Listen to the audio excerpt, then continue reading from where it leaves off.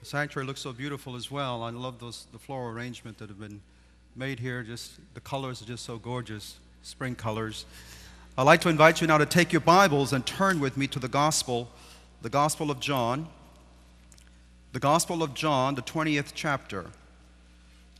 We're going to continue on that theme of the great resurrection morning. The Gospel of John, chapter 20. And I want you to follow along with me there as I read this very well-known, familiar story to each of us.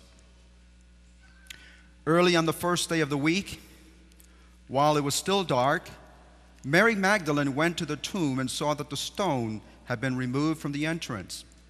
And so she came running to Simon Peter and to the other disciple, the one Jesus loved, and said, "They have taken the Lord out of the tomb.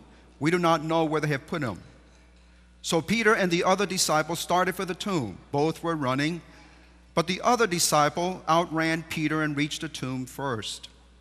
He bent over and looked in at the strips of linen lying there, but did not go in.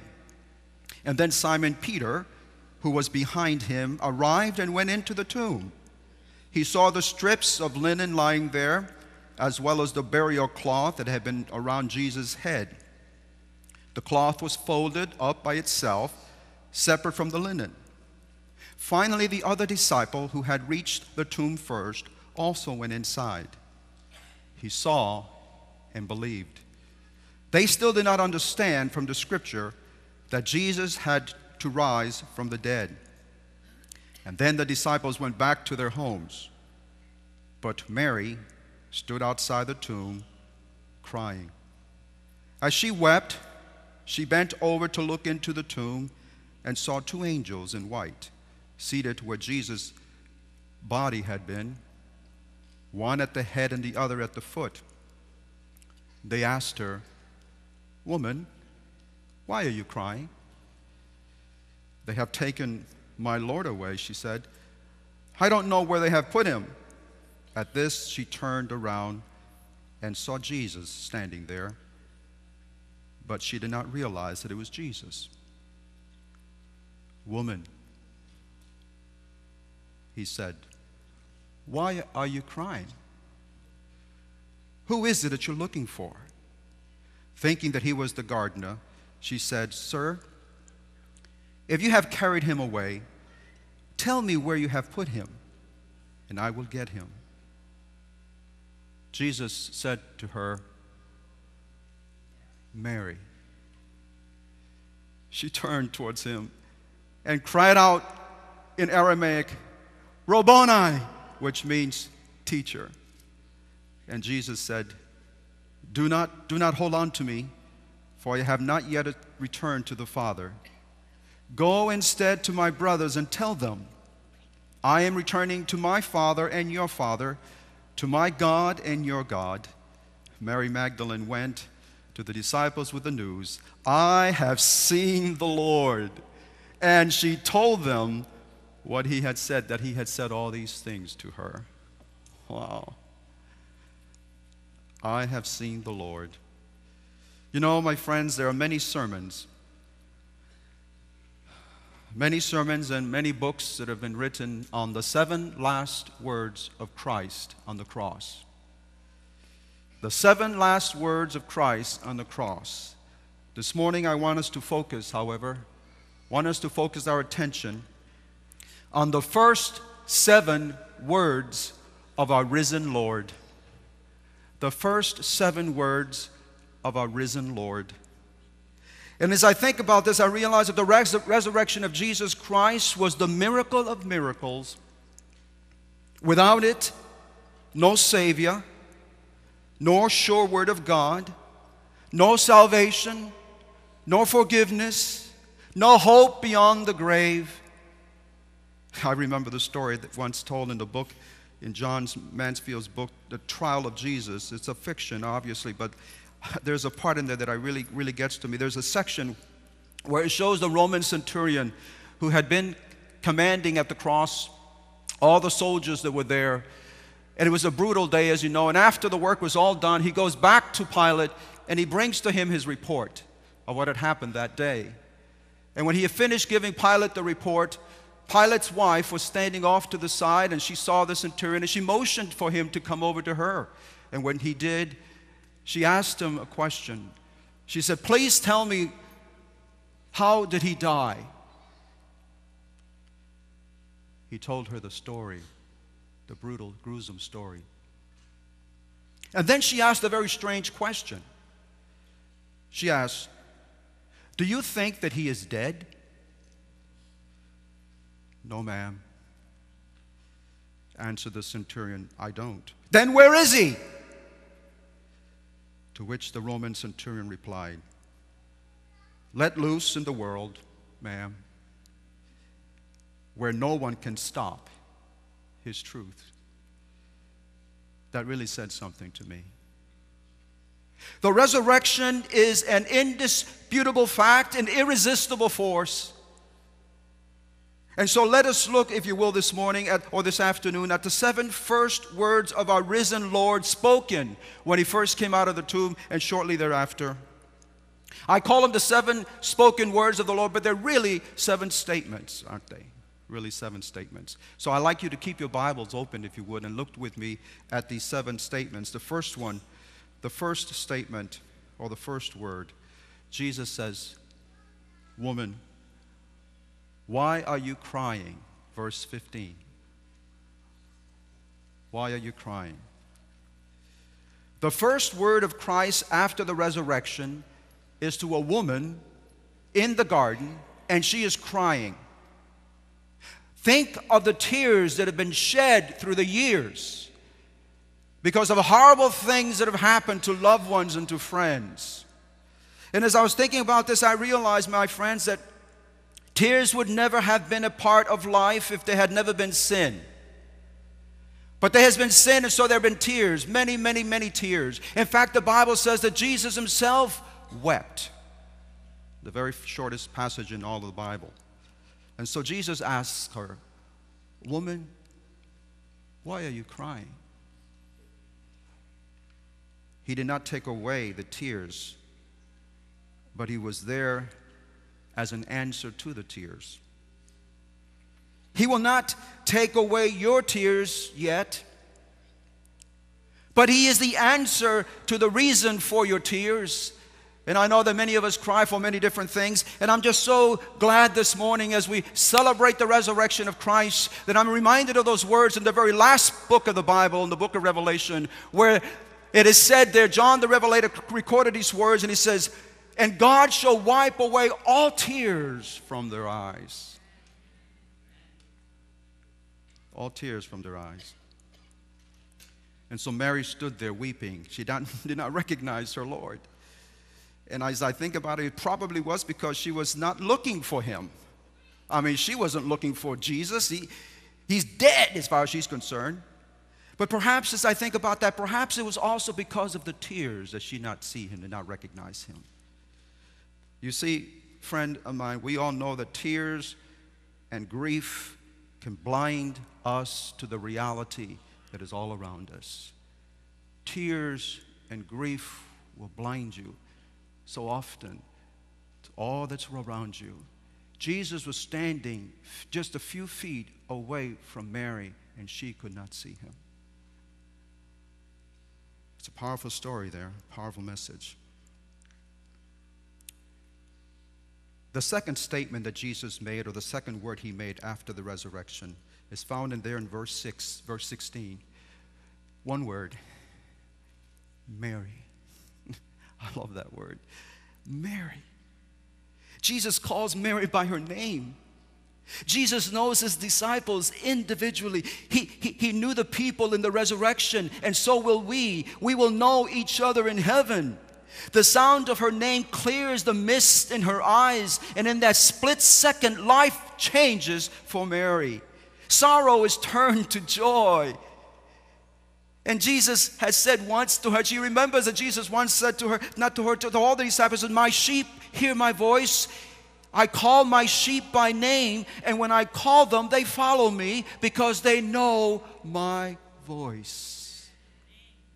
Something about the word Mary that she picked up on immediately. I know that voice. That's a very person. That I know that voice is like, it's like when your mother used to call you in the crowd. You remember that when you were in the crowd and you could look around, couldn't see your mother? Where is my mother? I'm lost. I remember when my mother and I, when I was a little boy, we used to go to the market in New York City, the fish market, to do it. And all kinds of people. Sometimes I would roam away from my mother. But when my mother would call my name, Luisito, where are you? I realized who was calling. Every disciple knows the Savior's voice. My sheep hear my voice. Listen, my friend, if you do not know when the Lord is speaking to you, then you are headed for trouble. I also see, as I see the story there, Mary outside the tomb, I realize that those who love the most, those who love the Lord the most, get the greatest blessing. You know what I say that? Because it's right there in the Bible. Notice verse 10 and verse 11a. It says that then the disciples went back to their homes. They looked at the tomb. It was empty. There was no reason for them to stay there any longer, and they went home. But not Mary. Not Mary. Mary stays outside the tomb, and she continues to weep and hope and hope. Lord, where is he? Mary. And so they loved, yes, the disciples loved, but it seems by her actions that she loved more and had the blessing of meeting him first. She had the blessing of meeting him first because she hung out around the tomb. The third word of Jesus after his resurrection is when he says to Mary, "Go to my brothers and tell them." Verse 17. Go tell the others. Go spread the word that I have risen from the dead, Mary. There is a resurrection, my friends. The resurrection gives us a message to tell to the world. What is the message? The message that sin has been paid for at the cross. The message that we have hope beyond the grave. The message of a resurrection for ourselves one day and a great reunion that we'll have with all departed loved ones in our Savior. That's a powerful message. It was so powerful that the Apostle Paul couldn't contain himself when he wrote these words. He said, "We do not want you to be ignorant, my friends, as those who fall asleep, or grieve like the rest of men who have no hope." And then he says, listen, he says, "For the Lord himself will come down from heaven with a loud command, and with the voice of the archangel, and with the trumpet call of God, and the dead in Christ will rise first. And after that, we who are still alive and are left will be caught up together with them in the clouds to meet the Lord in the air. And so shall we ever be with the Lord. Therefore," he says, "therefore comfort one another with those words." We have a message. The resurrection gives us a message and a power to deliver it. The question is, are we going to tell it? Or are we going to keep it to ourselves? Mary did not want to go tell the others. Mary, can you believe this? Mary became the very first preacher of the resurrected Christ. She gave the very first sermon on the resurrection. Not the disciples, not Peter, not any of those, but Mary. Of all people, Mary. Think of her past. A woman in those days did not count for a whole lot. Not only that, but this woman has a history. She has a bad reputation. Why would God send this woman? But it is Mary who goes out. She becomes the very first preacher of the resurrection. And I say, praise God. The fourth word that Jesus had after his resurrection was beautiful words. This little statement, he says, "Peace be with you." That's verse 19. Look at verse 19, if you will, there in John 20. On the evening of that first day of the week, when the disciples were together, with the doors locked for fear of the Jews, Jesus came and stood among them and said, "Peace be with you." After he said this, he showed them his hands and side. The disciples were overjoyed when they had seen the Lord. Wow. Peace be with you. I like those words especially because I realize that maybe his words could have been different than that. Maybe should have been. Some of us would not have said peace with you after a group of people had turned you down, let you go. Where were you when I needed you? You think he could have said something like that? You're happy now because I'm alive, but where were you when I was suffering? You guys all took off, you all split on me. But he didn't say that. He promises them peace. The peace with God and the peace of God. He offered them peace, not blame. Peace, not fault-finding. Peace, not a rebuke. Those were the first words of Christ to his disciples when he saw them. And I asked myself, Lord, how should we, at times when we have been let down by friends, when somebody has turned their back on us, Jesus is saying, don't bring condemnation, bring them peace. And where do we go to find that peace? We all know we must go to the Prince of Peace. And I go on reading in the story, and I notice here's the fifth statement of Jesus, the fifth word after his resurrection. There in verse 21. Notice there, if you will, in verse 21. He says, again, Jesus says to them, peace with you. As the Father has sent me, I am sending you. And with that, he breathed on them and said, receive the Holy Spirit. Wow. Isn't that beautiful? Receive the Holy Spirit.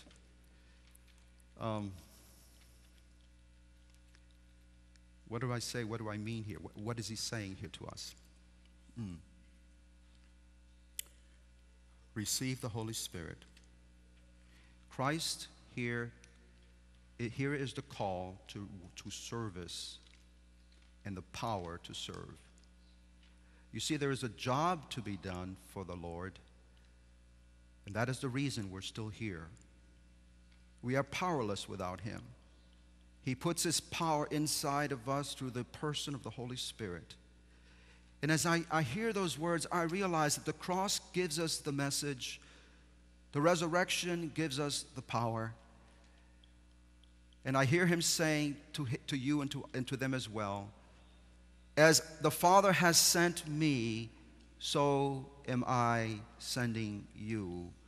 Receive the Holy Spirit and go and share the message that I have for the world. The sixth word that Jesus gives to his disciples after the resurrection. He gives it to Thomas. And in essence, that isn't just to Thomas, it's to all of us, because I know there's some doubting Thomases in here as well. There in verse 27, look at it. He says, reach out your hand, stop doubting and believe. Reach out your hand, stop doubting and believe. A word to the doubting Thomases. And as I read that, it says there is another lesson in here somewhere. Notice how much a Christian may lose, by not regularly attending the assembly of God's people. Thomas was not present when Jesus first stood among them. I don't know why. The Bible doesn't tell us, but he wasn't around. But I get a lesson there. I said sometimes when we neglect the gathering together, as Paul says in Hebrews, of coming together to worship and to praise God, we lose many blessings. Thomas lost that blessing when he was not present, when the Lord was there. Notice verse 27 there. Verse 27. Then he said to Thomas, put your finger here, Thomas. See my hands. Reach out your hand and put it into my side. Stop doubting and believe, Thomas. Look at verse 24. Verse 24. You see what it says, then Thomas, called Didymus, was one of the 12, was not with the disciples when Jesus came. Verse 24 and verse 26 says, a week later, his disciples were in the house again, and Thomas was with them. And you remember what Thomas said to them. Thomas is the doubting guy. You know, I have to say, most of us have a little bit of Thomas inside of us. I'm not going to believe that. That's out of this world. You telling me a dead guy is alive?